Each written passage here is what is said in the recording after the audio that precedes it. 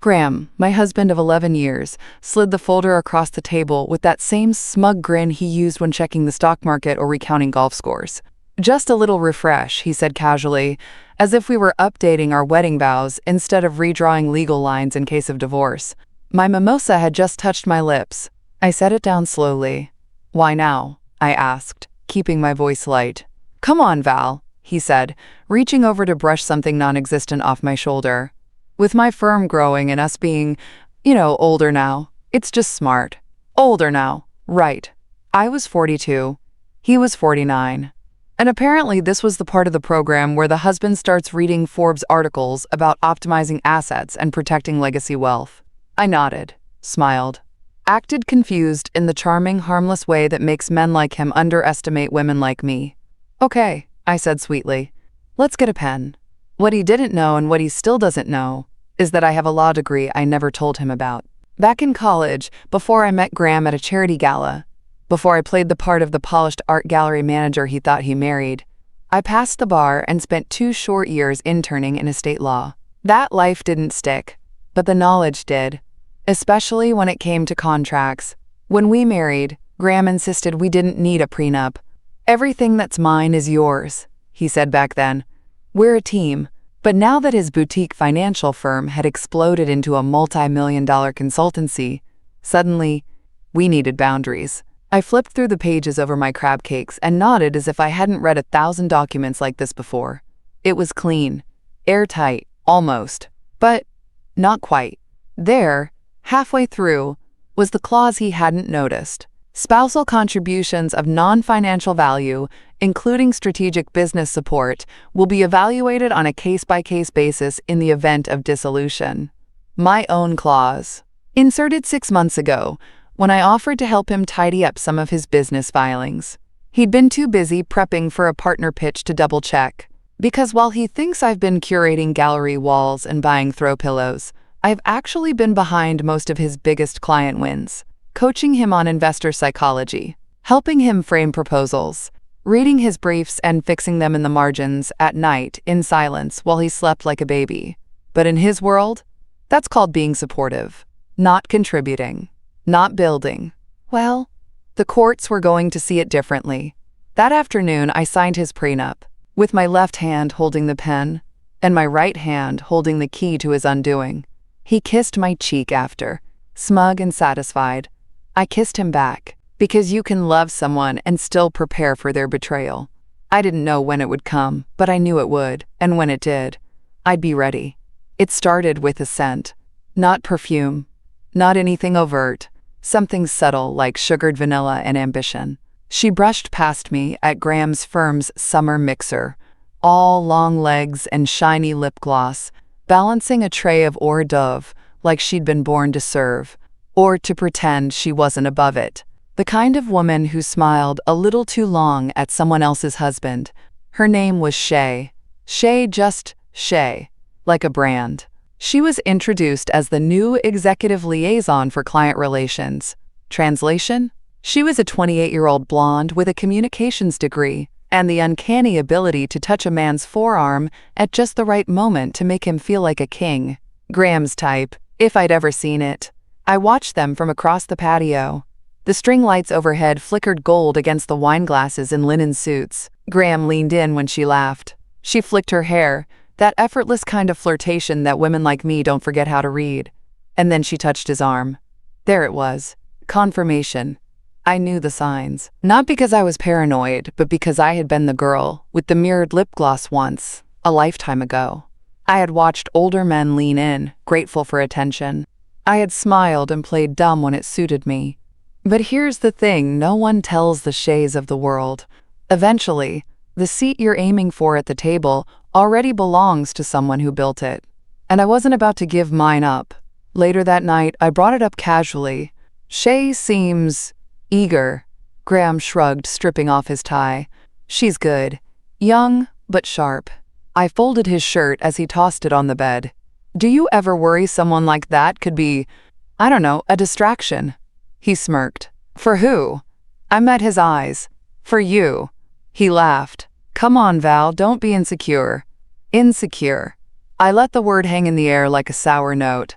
Insecure was the weapon men used when they wanted you to feel small for seeing the obvious. Of course not, I said lightly. I trust you. And I did. I trusted him to follow a pattern. Men like Graham always did. The next week, I started taking inventory. Quietly. Passwords his were predictable. Middle name, plus golf handicap. I accessed his work laptop when he left it open one morning during his shower. There was a folder marked Strategy 2024. Inside, notes from meetings I hadn't been told about. Proposals I hadn't seen, except I had. I recognized phrasing I'd written, words he'd asked me to help him polish. Now stripped of my name, presented as his. That was fine. I wasn't keeping score, I was building a file. And there, nestled in an auto-saved email draft, was the first clue. Shay, let's move the meeting to the St. Regis. Less formal, you know the suite. Suite, not conference room. Not lunch reservation. Suite. I took a screenshot. That night, Graham came home late and brought flowers. Tulips, the ones he bought every time he felt guilty but couldn't remember why. Rough day? He asked, watching me dice tomatoes for dinner. I smiled. Not at all. Because what he didn't realize is I was the kind of woman who sharpened her knives for months before using them. Shay was a symptom. Graham was the disease. And I had just started the treatment plan. I always liked things tidy. Our kitchen drawers were organized by category, my spices alphabetized, and my life up until a few weeks ago fit into neat little compartments too. Wife, advisor, silent partner, hostess. But now, I was reorganizing. The first thing I did was visit the bank. Not our main branch. The one where Graham had a buddy in private banking who called him G-Man and offered him bourbon when he came in. No, I went to a different one. Downtown. Discreet. I'd like to open an account, I told the woman at the desk. In my name only. She gave a small nod and clicked her pen. Savings or checking? Both, I said. And I'd like them linked to a business entity. The LLC paperwork was already in my bag, filed a year ago, under the guise of a creative consulting venture. Just a little side hustle, I'd told Graham when he asked about the envelope from the Secretary of State's office. For branding clients, I'd lied, mostly to look official. He'd smiled and nodded, never thinking twice. Because a woman like me, middle-aged, domestic, social, wasn't supposed to be dangerous. The next week, I diverted a portion of our investment returns, my portion, from the portfolio we'd split equally, but that he assumed I never paid attention to, into that account. Bit by bit. And with each quiet transfer, I felt something inside me settle. Not rage, not even grief, just clarity. You see, I wasn't planning a dramatic exit. I wasn't going to storm into his office in stilettos and slap him with evidence. That was television. This was real life. And in real life, a woman wins not with emotion, but with timing. And records. I gathered everything. The boutique consulting invoices I'd drafted and signed under his name. The client decks he swore he'd made from scratch still saved in our shared cloud under Val's drafts. The passive-aggressive emails where he gently suggested, I stick to home design because corporate strategy is a bit heavy, sweetheart. And, of course, the Shea Suite reservation confirmations. 3 of them, all billed to his corporate card. I printed them, photographed them, and backed them up twice, once to a secure drive, once to a password-protected cloud I'd labeled Recipe Archive.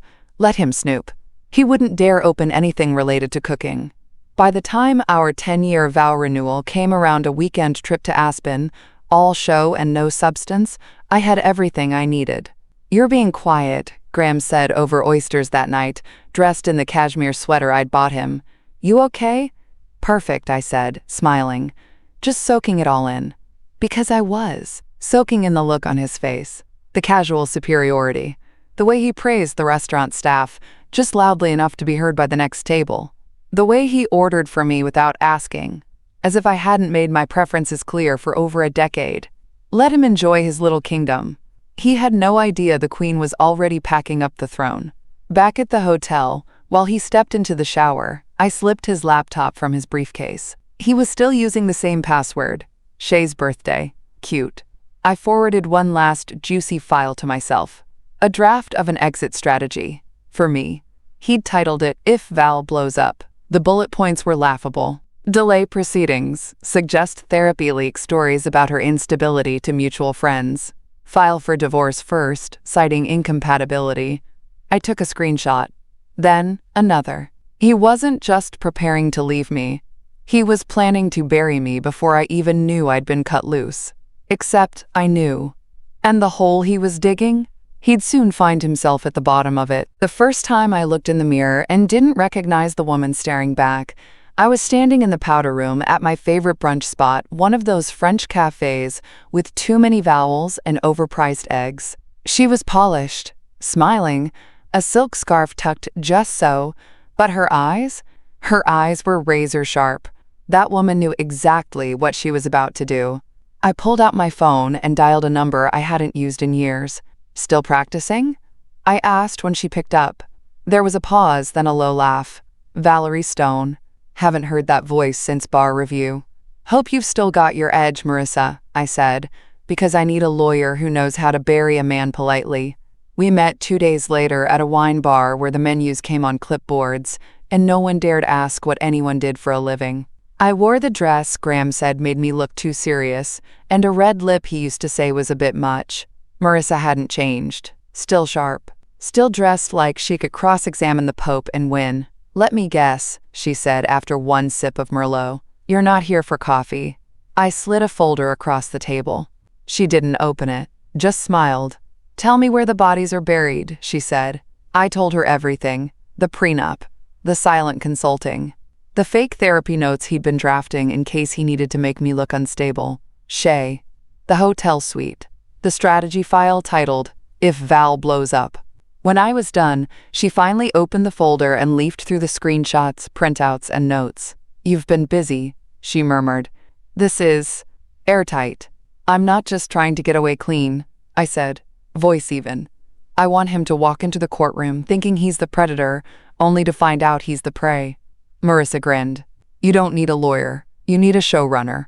Back home, Graham was still pretending he wasn't pulling away. That was the most insulting part.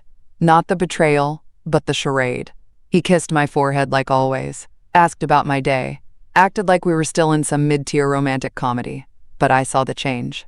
The new passwords on his devices. The extra gym sessions. The second phone he thought I hadn't found in the glove box of the Range Rover. He was working up to it, gearing himself for some grand betrayal, wrapped in self-righteous justification. Probably something about growing apart or how we want different things. It didn't matter, because by the time he made his move, I'd already be holding the checkmate. That weekend, I hosted a dinner party. Because nothing says everything's fine, like a linen table runner and coq au vin. I wore a pearl necklace Graham's mother gave me, and set the table with the good china. Even Shay was there, all giggles and white wine. "She's so young," one of our friends whispered when she wasn't looking. "Is she even old enough to rent a car?" Graham waved it off with a laugh. "Fresh talent. Brings energy." I toasted the table. "To new energy," I said smoothly, letting the words hang. And to the woman watching me from the mirror in the powder room afterward who had stopped being afraid and started being ready. He made his move on a Tuesday. Of course he did.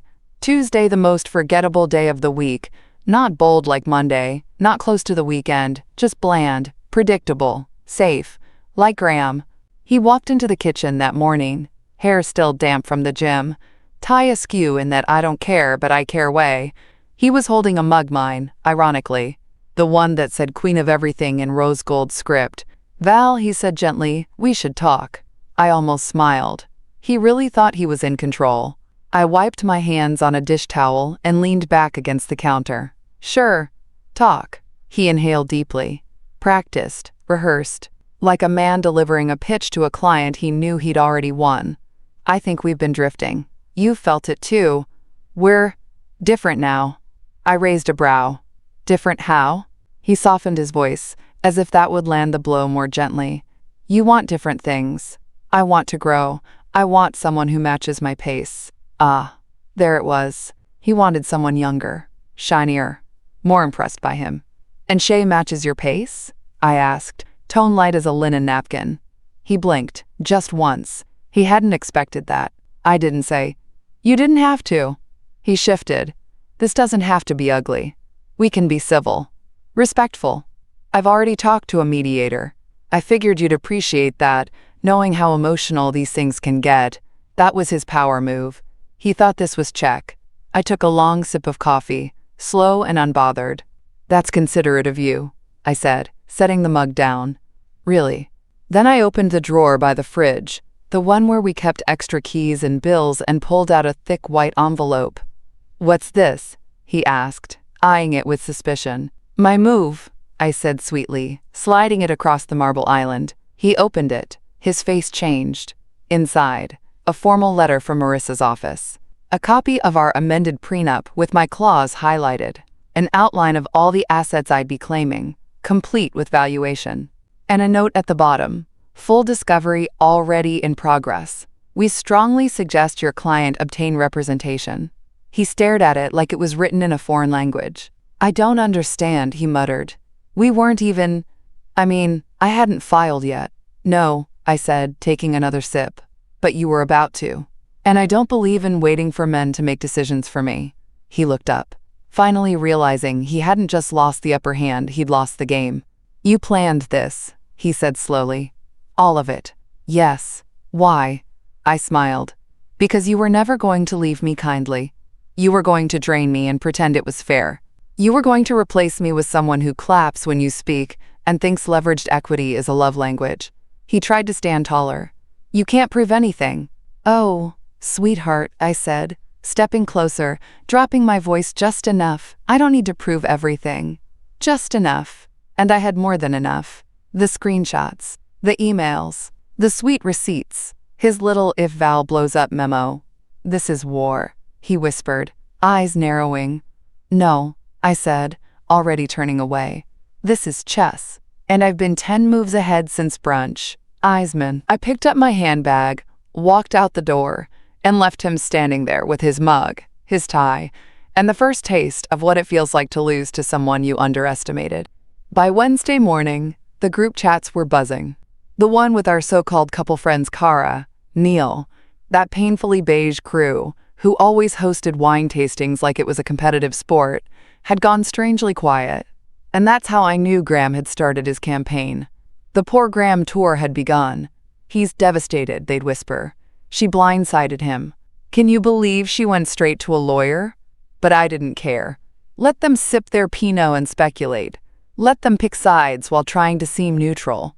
I'd spent years hosting their birthdays, planning their baby showers, listening to Neil drone on about hedge funds like he'd invented capitalism. Not once had any of them asked what I wanted. They knew Graham's title. Not mine. That was about to change.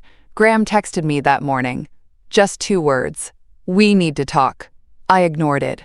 3 hours later, another one came through. You're being unreasonable. Can we at least do this privately? Privately. Of course. Because God forbid his image crack in public. Instead of answering, I forwarded everything to Marissa.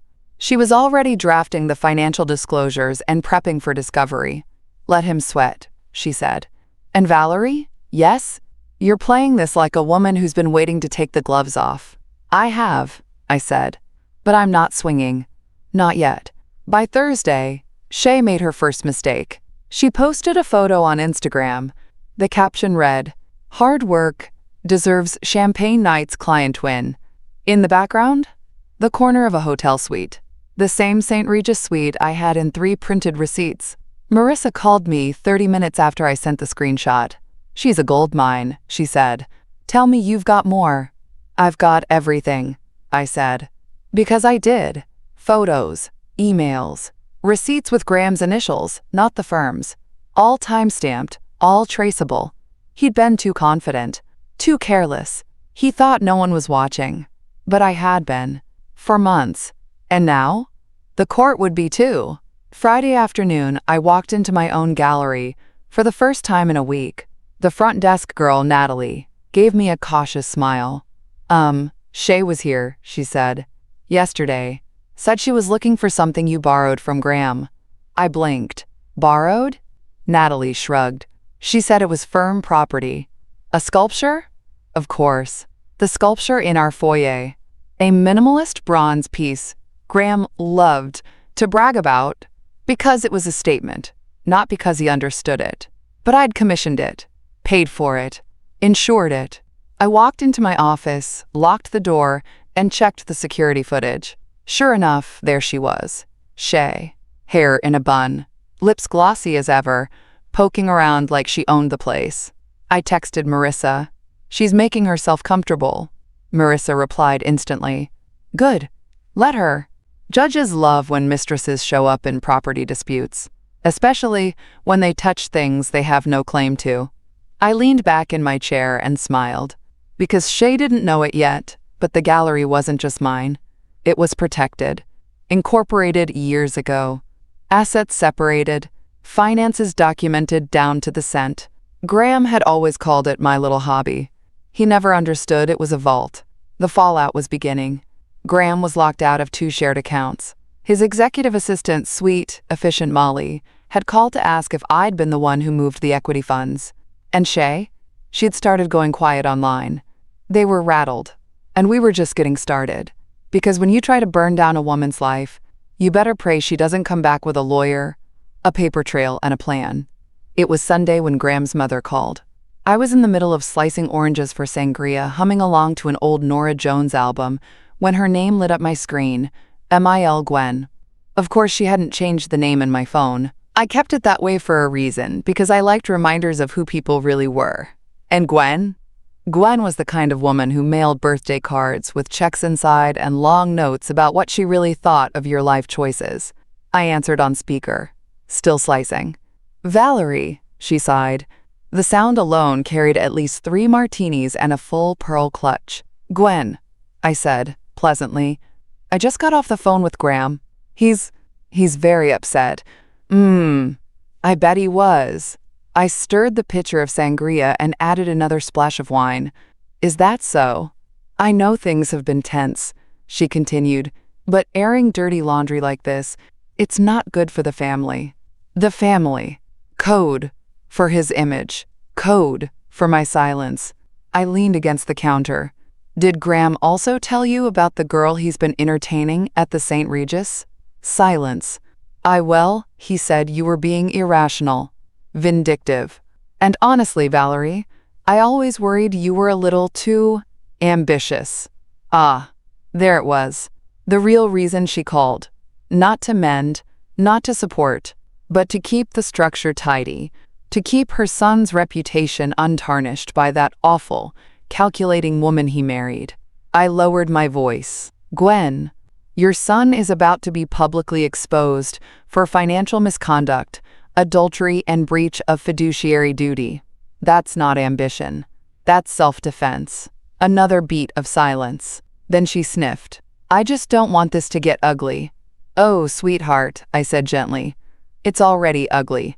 I'm just the one cleaning it up." The next call came an hour later from Graham's sister, Rachel. "Hey," she said quietly. "Are you okay?" That stopped me. Rachel had always been the quiet one. A school counselor, always watching. Always the first to change the subject when family dinners got tense. "I'm okay," I said, surprised that I meant it. "Graham's spiraling," she said. "He called Dad last night. Blamed you for everything. Said you were out for blood." I laughed. "I'm out for justice. Blood is just a byproduct." "I believe you," she said softly. "And for what it's worth, he's never given you the credit you deserve." That landed in a place I didn't know was still raw. "Thank you," I whispered. "You deserve better," she said. "You always have." By Monday, the media storm had begun to circle. A leak, small, but pointed. A tip submitted anonymously to a finance blog that often covered boutique firms like Graham's. Rumors of internal conflict and unfiled compliance disclosures at Stonecutter Consulting. Sources allege misuse of corporate funds and undisclosed personal relationships within the executive team. Marissa sent me the link at 9:03 a.m., no subject line. Just a winking emoji. Graham's firm wasn't public, but their clients were skittish. One whisper of impropriety, and deals would stall. Sure enough, I got a text that afternoon from Neil, our old friend from the wine tastings. "Hey, things okay with Graham?" "My office heard he's under review." I didn't answer. Let him wonder. Let them all wonder. Because I was done being the wife in the background. done playing the polite hostess while the men passed judgment between sips of Cabernet. Now, I was the headline, the strategist, the one they underestimated. Graham finally lawyered up. I got the notice in an email from Marissa titled, "Here Comes the Circus." Attached was a letter from a firm I didn't recognize, high-end, flashy, all bark and billable hours. The kind of place that thought intimidation could replace substance. Marissa forwarded the email with a single line, "Bless their hearts. Shall we dance?" His lawyer's letter read like a dramatic monologue. "Our client is deeply distressed. Your client has engaged in an aggressive and unnecessary course of legal action. We strongly urge private mediation. This matter can still be handled discreetly." Translation: We didn't think she'd fight back. Now we're scrambling. Please don't make us go to court where discovery is a bloodbath. Too late. Marissa and I met that afternoon at her office. She poured coffee into mugs that said, "Trust me, I'm the villain," and handed me the stack of paperwork that would officially begin the counterattack. "This is the petition," she said. "We'll be requesting full discovery financials, communications, business records. We're also freezing any assets he might try to move. Emergency hearings already filed for next week." "Good," I said, flipping through the pages. "Let's remind him who he married." She leaned back in her chair. "He thinks this is going to be about feelings, about betrayal. But this is going to be about math, and that's a language he doesn't speak fluently." I smiled. Because Graham never did pay attention to the numbers. He assumed the boutique I ran was barely profitable. He had no idea I'd landed 3 major corporate art contracts in the past 2 years. No idea the gallery had out-earned his firm twice. No idea I'd moved the LLC under a trust, out of reach. This wasn't emotion, it was structure, it was receipts, and I had all of them. The legal filing hit him hard. I knew it because I got a text at 7:14 p.m., a rare late-night message from the man who usually reserved his emotions for golf scores and bonus checks. Did it really have to come to this? No apology, no ownership, just disbelief that I didn't play the good little wife and let him win. I didn't reply. Instead, I sent the text to Marissa. She replied immediately, forwarded to the file. "That's Exhibit 12 now. Let's hope he keeps talking." He did. The next morning, his lawyer requested a meeting. Informal, they said, to avoid unnecessary escalation. Marissa arched a brow. "Would you like me to be polite or devastating?" "Why not both?" I said. We met them at their Midtown office, a sleek, soulless place filled with chrome accents and anxiety. Graham wasn't there. Just his lawyer, a man who looked like he wore expensive cologne and asked his assistant to print his emails. He tried to smile. "Valerie, we're hoping to de-escalate. Graham is concerned about reputation, yours too, of course." "Is that what he's worried about?" I asked. He blinked. "Of course. No one wants this to become messy." Marissa slid a folder across the table. "Then perhaps he shouldn't have made it messy," she said. "Inside, you'll find evidence of asset misreporting, misuse of company funds, and breach of the marital fiduciary duty. All documented. All dated. Shall we keep going?" The lawyer opened the folder, and I watched it happen.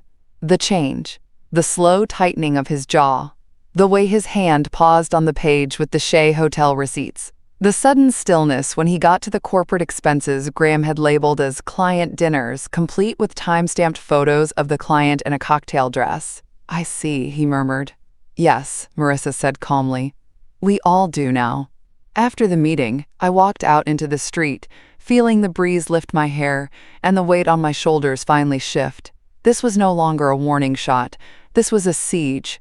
And every brick Graham had laid, with lies, manipulation, and arrogance, I was pulling down one by one. With a smile. Then came cherry on top. Shea cracked on a Thursday. I was folding laundry when Natalie, my gallery assistant, texted me a screenshot. It was a post from Shea's Instagram story, hastily deleted after only a few minutes. "Be careful who you trust. Some men will promise you the world and give you a spotlight you never asked for." It wasn't long before Marissa called. "She's lawyer shopping," she said, practically giddy. "Word is, she's trying to claim Graham misled her into a relationship." Well, I said, swirling my wine, he did. We'd been married. He'd used company funds.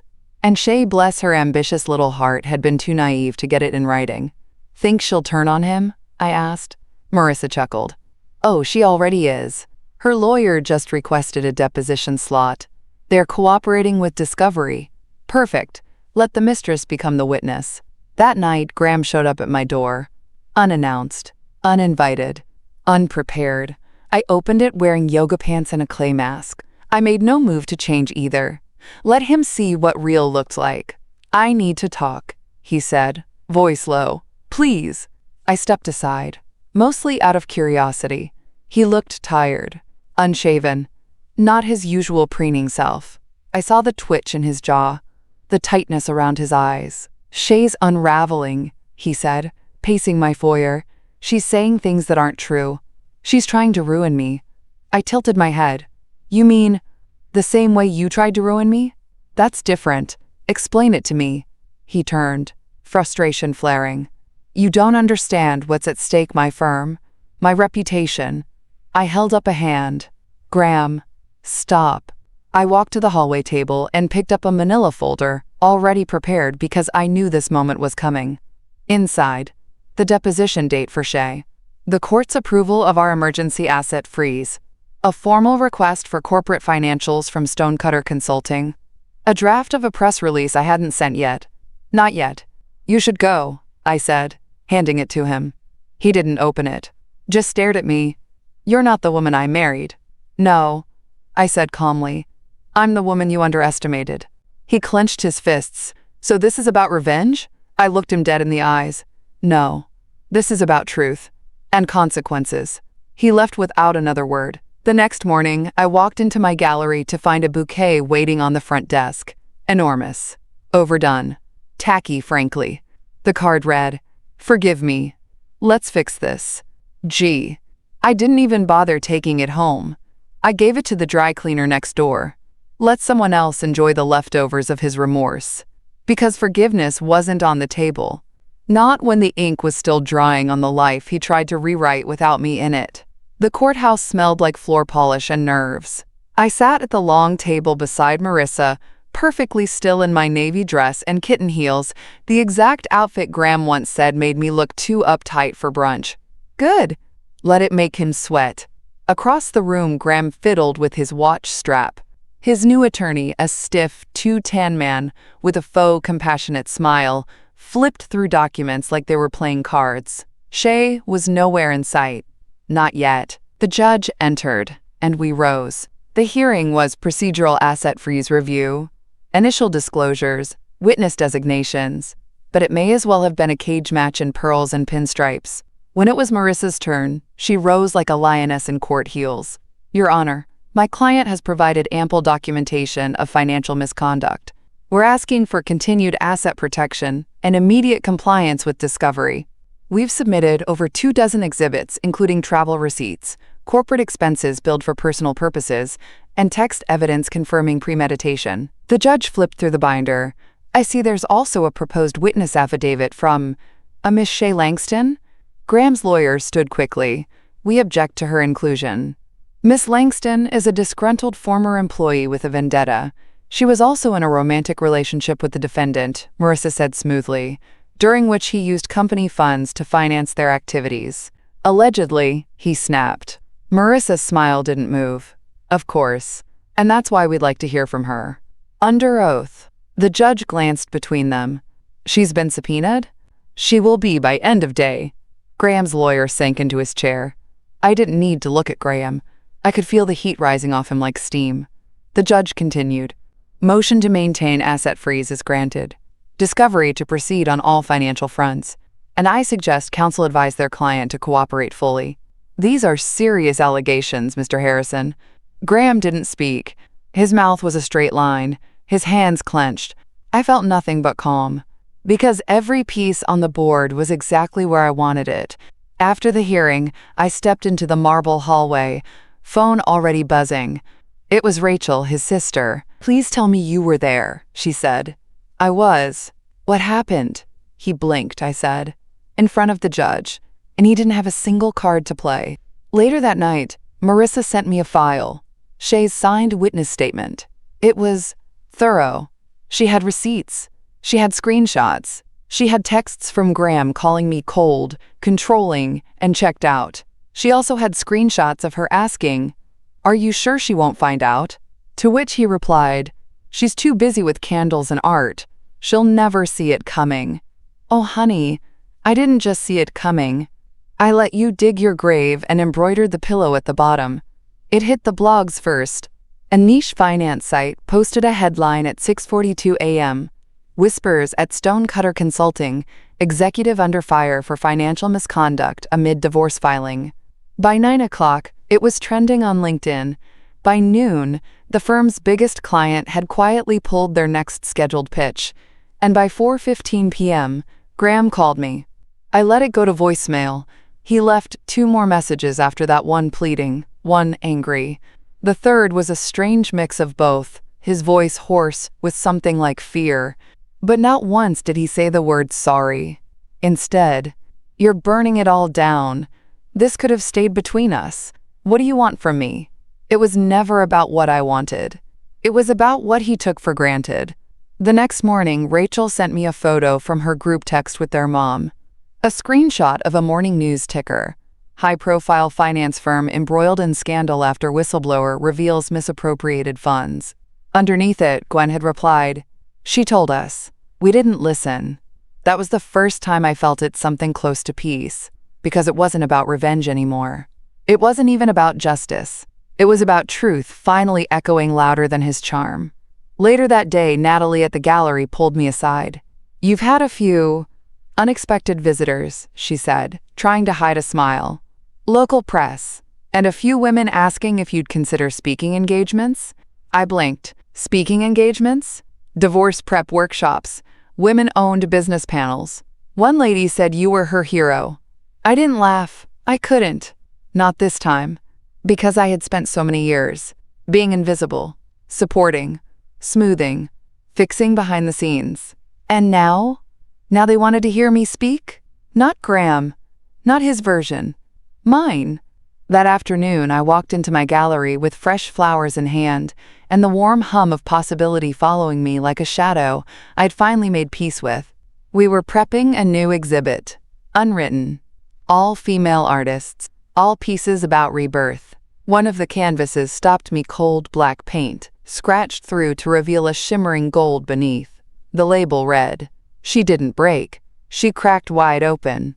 I bought it on the spot, because that was me now. Cracked open. And glowing. Such a shaman bowl pain.